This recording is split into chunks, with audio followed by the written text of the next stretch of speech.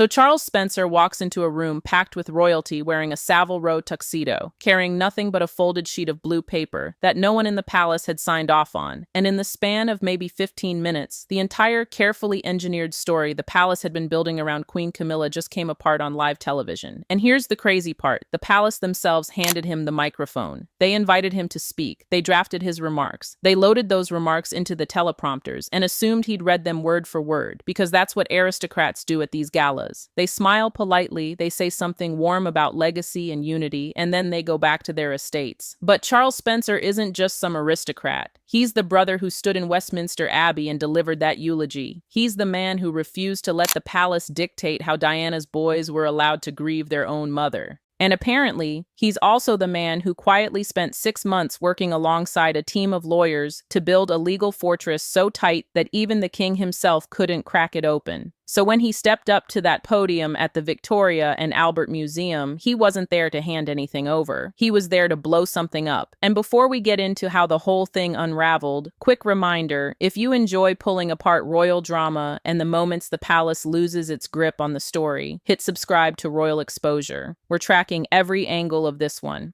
All right, let's talk about what actually went down inside that gala, because the contradictions start stacking up before Charles even sets foot through the entrance. Earlier that morning, the palace press office slipped a briefing to the Times claiming the Spencer family was preparing to sign over Diana's final personal artifacts to the Crown Trust. They dressed it up as healing, they dressed it up as unity, and they did it on purpose, knowing that if the public was already primed to expect surrender, Charles would look like the villain the moment he pushed back. It's a textbook palace PR maneuver. Set the expectation, apply the public pressure, and make anyone who resists look small and difficult. They were counting on Charles caving. They miscalculated badly. What they didn't realize, what no one in that entire room understood except for 2 people, was that Charles and Prince William had been quietly working on something else entirely. And the timeline matters here, because it proves this wasn't some heated, in-the-moment gesture. 6 months of legal groundwork. 6 months of complete silence. The type of silence where you can't confide in your staff, you can't hint at it to friends, and you certainly can't let a single word drift toward the palace machine. Charles had a senior barrister quietly assembling what's known as a sovereign trust, essentially a legal vehicle that sits outside the reach of the crown. The British monarch holds enormous power, but sovereign immunity has no grip on a properly structured private trust. And Diana's 1996 divorce settlement contained an obscure clause her lawyers slipped in while the palace was preoccupied with stripping her HRH title. That clause stated her private intellectual property, her diaries, her letters, her personal writings would remain permanently in the possession of a private citizen.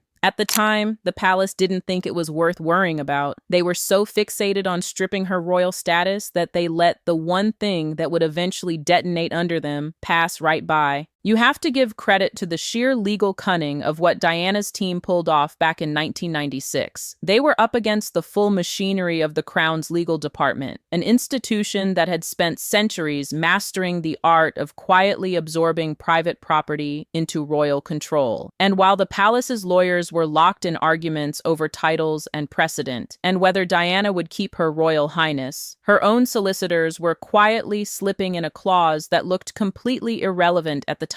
It was tucked into paragraph 17, subsection 4 of the financial settlement. Nobody raised an eyebrow because it didn't touch money or physical property in the usual sense. It concerned intellectual property, personal papers, the intangible things that don't appear on any ledger. The palace lawyers glanced at it, shrugged it off, and moved on to haggling about the divorce payout. They had absolutely no idea that 28 years later, that forgotten little clause would become the legal keystone for tearing apart their entire narrative operation. And Charles Spencer knew that clause was there, because Diana had told him about it herself. She sat with him at Althorpe one summer afternoon and walked him through exactly what her lawyers had built and why. She told him the palace would eventually try to rewrite her story once she was gone. She told him they'd wait until enough time had passed, until the raw public grief had faded into something gentler, something more like nostalgia, and then they'd move in and quietly take everything. She made Charles promise he'd never let that happen, and Charles Spencer is the kind of man who keeps his word. So now, cut to the gala.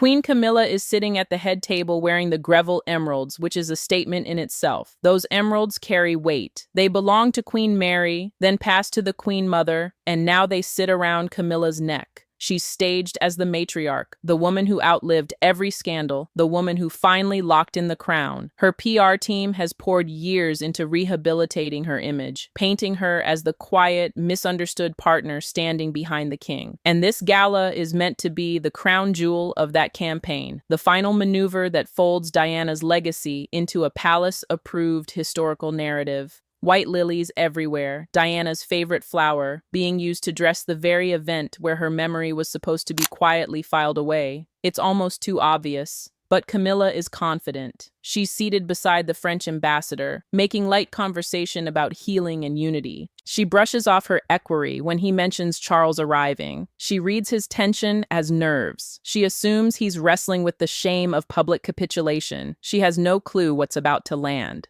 The mood in that room before Charles walked in was practically festive. The palace had micromanaged every last detail. The lighting was warm and flattering. The champagne was vintage Krug. The seating chart had been engineered to project an image of seamless, harmonious continuity, with Camilla in the middle, ringed by loyal courtiers and a hand-picked selection of aristocrats who could be relied on to clap on cue. The camera angles were tuned to catch her best side. The teleprompters were loaded and tested. The whole thing was a theatrical production designed to broadcast one message to the outside world. The turmoil of the past is done. The crown has won, and we are all one contented family now. But theatrical productions only work if everyone sticks to the script, and Charles Spencer had shown up with a script of his own, one that had been written quietly and legally reinforced across 6 months of late-night meetings and encrypted calls and paperwork signed in solicitors' offices, far away from the reach of the royal household. The palace had spent half a year staging the coronation of their story. Charles and William had spent that same half year staging an uprising.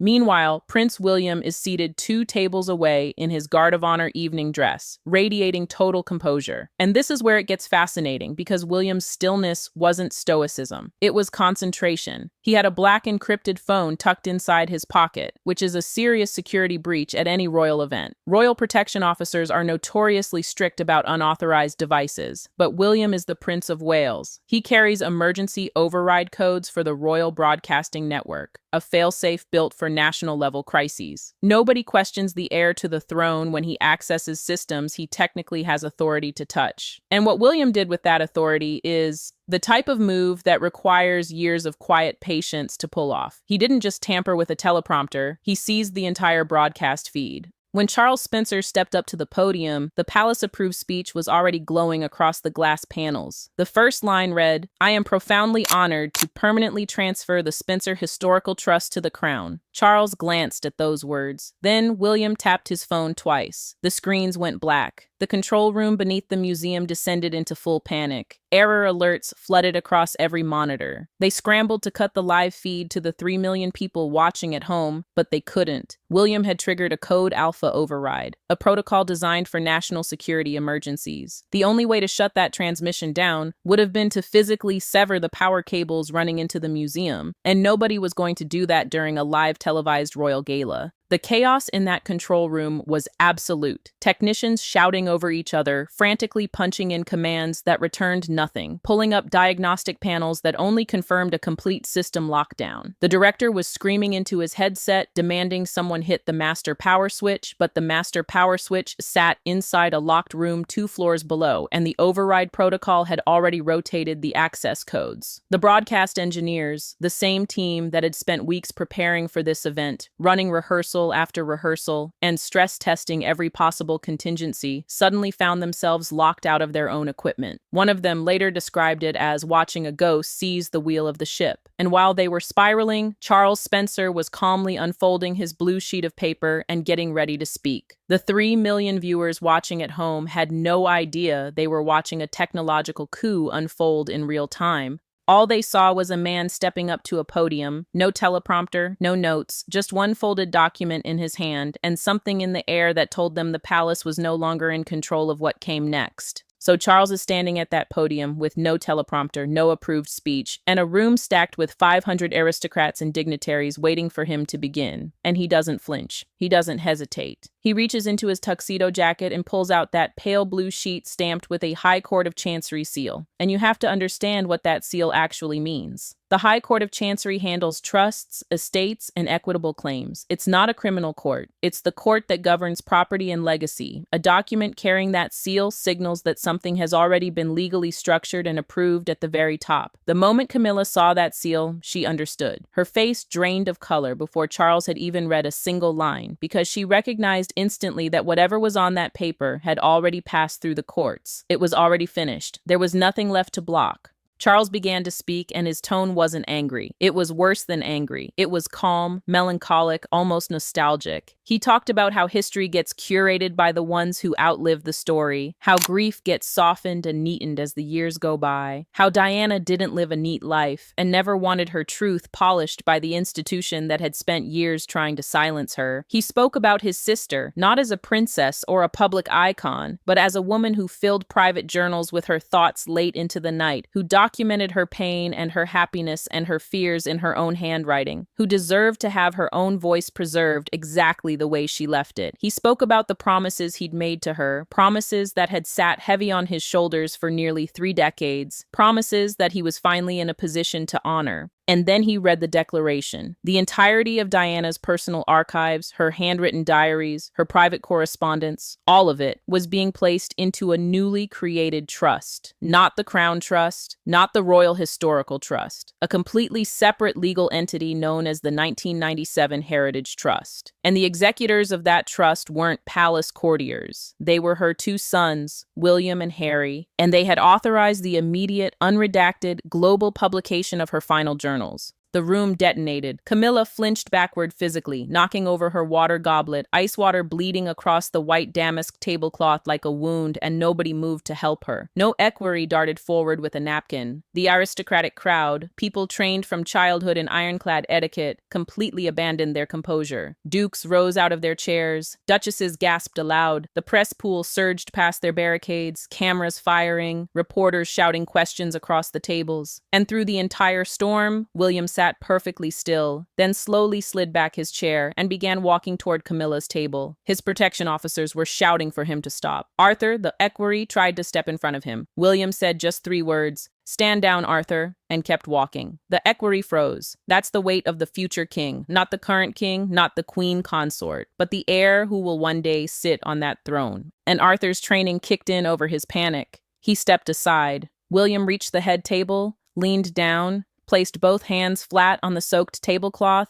and brought his face close to Camilla's. She whispered his name, her voice stripped of every trace of royal authority. She asked what he had done, and William told her he did exactly what the palace had told him to do. He secured the history of his family. Then he lifted the black encrypted phone, tapped the screen, and turned it toward her. An automated delivery confirmation from the BBC, the New York Times, and the Washington Post. The full Spencer archives, decrypted and staged for publication. The global embargo was lifting in 60 seconds. Now let's talk about what was actually inside those diaries, because the reaction of the journalists in that room tells you everything you need to know. A veteran royal correspondent, a woman who had covered palace scandals for 30 years, opened the file on her tablet and let the device slip out of her hands and hit the marble floor. She sank to her knees. She sobbed. This isn't a woman who cries over palace theatrics. This is a hardened journalist who has seen it all. And what she read on that first page was a diary entry from August 1997, written just weeks before Diana died. In that entry, Diana wrote that the men in gray suits, the palace courtiers, had drawn up a blueprint. She wrote that they couldn't erase her while she was alive, so they would sanitize her after she was gone. They would stage a grand public unification of her charities. They would pressure her family into surrendering her history to the royal trust.